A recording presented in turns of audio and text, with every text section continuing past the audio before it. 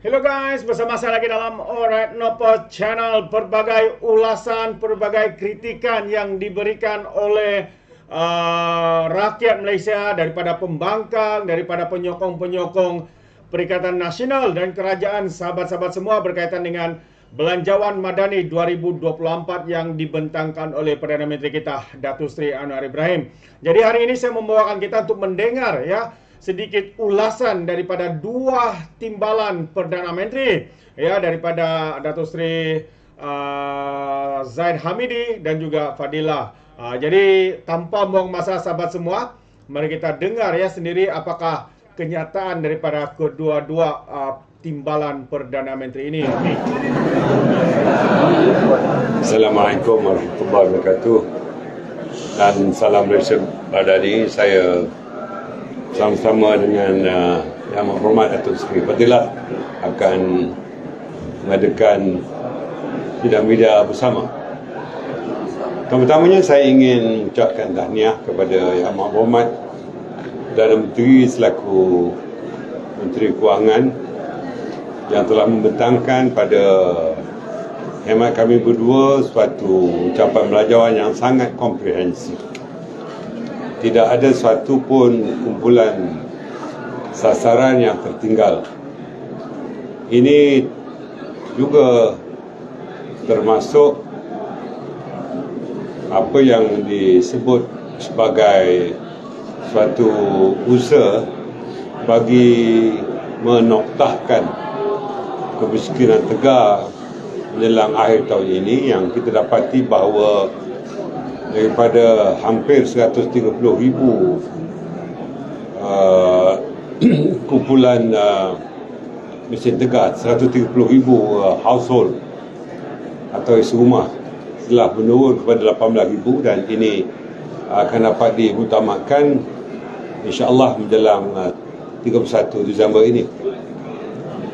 Bagi pihak Kementerian Kemajuan Desa dan Wilayah, kenaikan belanjawan sebanyak 4.7% atau bersama dengan 513 juta ringgit pada kali ini menjadikan kementerian ini memperolehi kira-kira 11.5 bilion ringgit. Dan kita berterima kasih kerana belanja pembangunan sebagaimana biasa melebihi daripada belanja mengurus.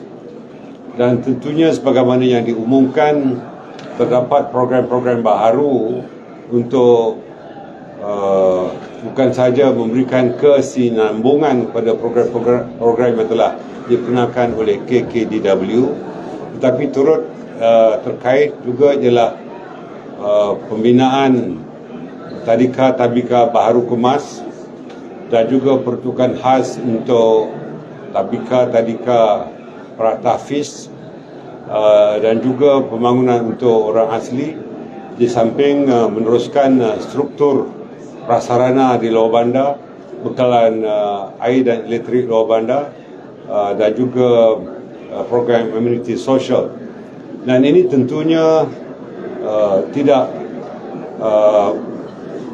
mengambil kira tanggungjawab yang turut dipikulkan supaya kita membangunkan kawasan Felda, di mana biarpun Felda diletakkan di bawah Jabatan Perdana Menteri, tetapi dari segi tanggungjawab sosial dan pembangunan ekonomi peneroka, ianya akan juga dipantau oleh saya, dan ini akan tentunya turut menterjemahkan peruntukan yang telah diumumkan tadi, termasuk rumah generasi kedua dan juga beberapa peruntukan seperti lampu jalan dan juga lain-lain kemudahan di kawasan Felda.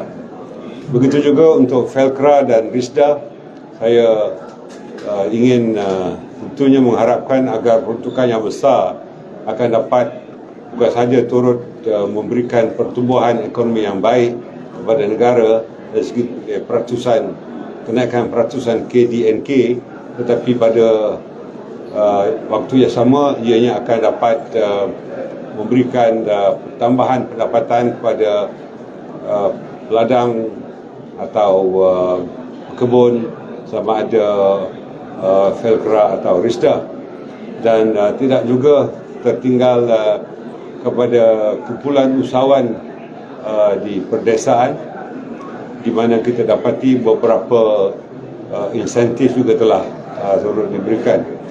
Saya akhirnya ingin mengucapkan terima kasih di atas tanggungjawab untuk menambahkan protokol TVET, dan saya merasa teruja kerana 6.8 bilion sebagaimana yang diperuntukkan pada Belanjawan 2023 untuk seluruh 1,334 institusi TVET ini, di samping beberapa kursus-kursus yang lain yang dipersesuaikan dengan permintaan guna tenaga dan pasaran sepidaan di negara ini.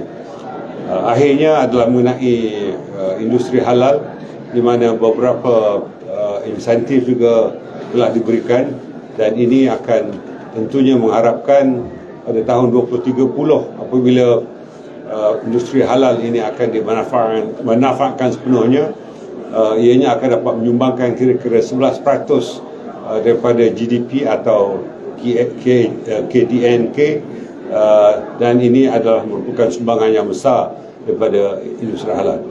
Saya ucapkan banyak-banyak terima kasih di atas ucapan belanjawan yang cukup komprehensif ini, termasuk juga imbuhan yang diberikan untuk seluruh pegawai-pegawai dalam kaki tangan kerajaan, termasuk tentera yang berpencen, tidak berpencen, dan seluruh mereka yang menerima pencen. Terima kasih dan cukup. Datuk Seri, secara keseluruhan adakah Datuk Seri berpuas hati dengan bajet kali ini? Ataupun ada lagi benda-benda yang perlu ditambah baik ataupun ditambah dana lagi ke bagaimana? Pastinya ada kajian yang kita akan lakukan, dan penambahbaikan pasti boleh dilakukan, dan kita bukan bersifat maksum, artinya bukan sempurna. Tentu ada beberapa kekurangan dan kelemahan yang kita perlu perbaiki, dan insyaAllah dari masa ke semasa, apa yang disebutkan oleh Yang Berhormat Perdana Menteri tadi, tidak semua kementerian dapat dipuaskan hati, tapi saya yakin pendekatan yang baru akan dilakukan apabila kajian dibuat di pertengahan tahun kepada belanjawan ini.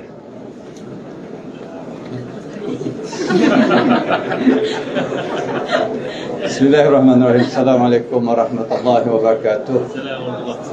Terima kasih Yang Berhormat Datuk Seri Zahid, dan saya turut bersama dengan Yang Berhormat Datuk Seri Zahid mengucapkan syabas dan tahniah kepada Yang Berhormat Perdana Menteri kerana membentangkan satu bajet yang komprehensif, dibentangkan dalam tempoh hampir 2 jam 45 minit, dan merangkumi, saya kira, menyentuh semua lapisan dan segmen, tak kira lah sama ada perniagaan, individu, tua, muda, tak kira lelaki, wanita, semua disentuh.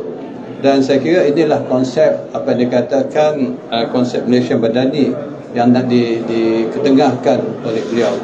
Dan ini sesuai juga dengan konsep ekonomi madani, iaitu yang berteraskan kepada dua perkara, iaitu menstruktur semula ekonomi kita, dan juga sebagai untuk menjadikan Malaysia sebagai peneraju sekali lagi kepada negara di rantau Asia ini. Dan yang kedua ialah untuk menyentuh kesejahteraan rakyat.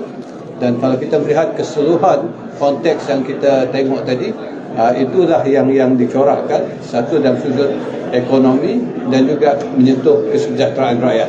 Macam mana kita nak sustain ekonomi kita, macam mana kita nak sustain kedudukan kewangan negara kita, melihat pada perstrukturan subsidi dan sebagainya. Ini adalah sebahagian daripada fokus, termasuklah bagaimana kita nak menambah pendapatan negara kita dan menambah baik tata kelola dan keseluruhannya, memastikan pencapaian jentera kerajaan yang lebih baik dari segi mutu perkhidmatan kita, pencapaian kita pada rakyat.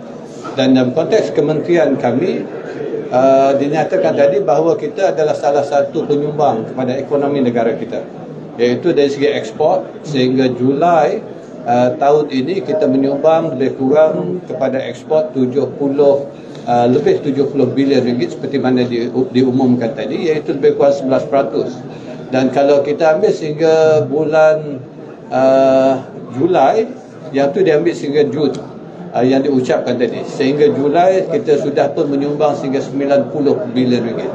Dan maknanya sektor perdagangan dan komoditi memainkan peranan amat penting.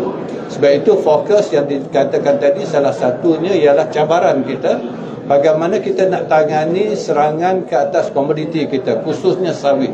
Dan juga komoditi kita diperkenalkan EUDR, yang menyekat ataupun memberi sekatan pada penjualan produk kita di rantau Eropah.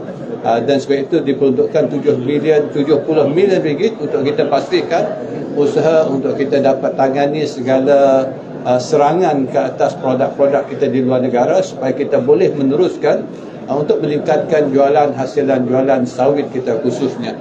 Dan juga sawit merupakan penyumbang terbesar. Sebab itu penanaman semula kepada pekebun kecil yang bukan yang bersendirian, yang bukan di bawah Felda, Felka dan sebagainya, juga diberi insentif untuk penanaman semula. Dan semua peruntukan ini adalah untuk memastikan kita dapat menghasilkan produk-produk sawit berterusan. Sebab kalau tidak, pokok-pokok sawit yang tua tidak akan dapat menghasilkan produk ataupun hasilan yang baik untuk negara kita. Begitu juga untuk bidang getah. Sudah pasti saya kira pekebun kecil getah akan suka, walaupun ramai yang minta lebih daripada RM3, tapi akhirnya daripada RM2.7 dapat dinaikkan pada RM3. Bersyukurlah untuk itu dulu, dan kita akan meneruskan disebabkan kita sedar dalam usaha kerajaan untuk melaksanakan, kita juga sedar bahawa kita ada kekangan dari segi peruntukan kewangan. Jadi dengan kekangan itu kita membahagikan semua, boleh katakan dapat dirasai oleh semua lapisan masyarakat. Maksudlah yang dikatakan oleh Datuk Seri Zahid tadi, kementerian-kementerian semua nak banyak, tapi sekurang-kurangnya semua orang dapat penambahan daripada setiap agihan yang diberikan. Jadi ini yang sedang dilaksanakan oleh kerajaan, dan dengan itu saya kira banyak lagi yang perlu kita beri tumpuan, khususnya untuk kita pastikan kita dapat memulihkan ekonomi kita, dan sektor perdagangan ini insya-Allah akan terus menyumbang untuk mengembangkan pendapatan negara kita, yang akhirnya akan dapat memberi balik kepada kesejahteraan rakyat. Jadi itulah saya kira rumusan yang saya dapat beri, tapi nanti saya akan agihkan segala detail kepada rakan-rakan media, statement kita yang lebih detail nanti. Yeah. On the follow-up of the EUDR, for next year, what follow-up measures that ensure that our nation, national will not affected by EUDR? As agreed during our joint mission dengan Indonesia to Belgium, we have formed what we call joint task force. The task force between EU and also Malaysia and Indonesia. The first meeting was held in Indonesia. The second meeting is supposed to be held in November, but now it's postponed in December. So that task force will determine. But for now, inshallah, I think we should be there. And what we want, number one, is for them to recognize our MSPO to be part of the due diligence process. Number two, if there won't be any rating of countries in terms of whether it is high risk, standard, or even low risk. But of course, for now they say Malaysia should be standard, which means we are not low risk country. So that is a good signal from EU side. But whatever it is, I think the negotiation is still ongoing, and the December will determine what will be the next course of action. And hopefully there will be positive result coming out from the December meeting. Alright? Datuk Seri, pendapat Datuk Seri secara keseluruhan peruntukan belanjawan khusus untuk negeri Sarawak. Untuk Sarawak dan Sabah masing-masing dapat peningkatan lebih kurang 1 bilion. 6.5 bilion untuk Sabah, 5.5 bilion untuk Sarawak. Yang tu hanya untuk grant tahunan, belanjawan tahunan. Kalau kita bandingkan dengan tahun-tahun yang lepas, memang berlaku peningkatan. Yang lebih utama ialah kita kena fokuskan dari segi pelaksanaan. Walaupun peruntukan ada, kalau pelaksanaan tak efisien, maka peruntukan itu tak akan turun ke bawah. Jadi itu yang patut difokuskan dalam belanjawan ini. Sebab itu salah satu fokusnya ialah dari segi perkhidmatan. Yang kedua ialah sudah yang peruntukan di bawah 122D, iaitu 300 juta untuk Sabah, 300 juta untuk Sarawak sudah pun dimuktamadkan, dan insya-Allah nanti yang lain-lain akan dirunding semula dari segi formulanya dan sebagainya. Yang ketiga, baru diluluskan dalam sesi ini di Dewan Rakyat ialah wakil Sabah dan Sarawak dalam lembaga hasil dalam negeri, dan proses ini akan berjalan di Dewan Negara. Bila diluluskan maka ianya menjadi undang-undang. Tapi dari segi pentadbiran, wakil Sabah dan Sarawak sudah pun ada dalam lembaga hasil dalam negeri. Juga diumumkan tadi dari segi Sarawak, di mana dipersetujui untuk Sarawak membina hospital kanser di Kuching. Yang tu diumumkan Yang Amat Berhormat Perdana Menteri. Dan satu lagi perundingan untuk Sarawak mengambil alih Pelabuhan Bintulu dan juga Rural Air Service ataupun pengangkutan udara luar bandar. Yang tu dalam peringkat perundingan. Itu semua akan dirundingkan dalam Jawatankuasa MA63. Dan Sabah banyak juga dah diumumkan tadi.